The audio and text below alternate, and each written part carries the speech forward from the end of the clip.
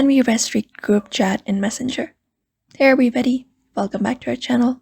In today's video, we are going to learn if we can restrict group chat in Messenger or not. So let's just go ahead and find out.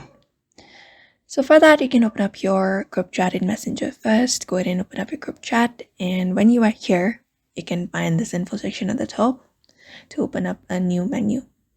So when you go ahead and look out these options, unfortunately, we don't have a dedicated feature, which is restrict feature for group chats.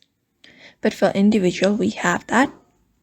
So in order to restrict a group chat in Messenger, the closest option is to mute the group chat. So you can go ahead and look out for this notification and sound and just turn off this option to prevent you from receiving notification from new messages from that group.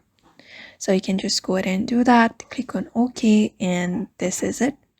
For now, you can follow up this method until Messenger really adds that restrict group chat feature in Messenger. So I hope this video was helpful, and thank you for watching this video.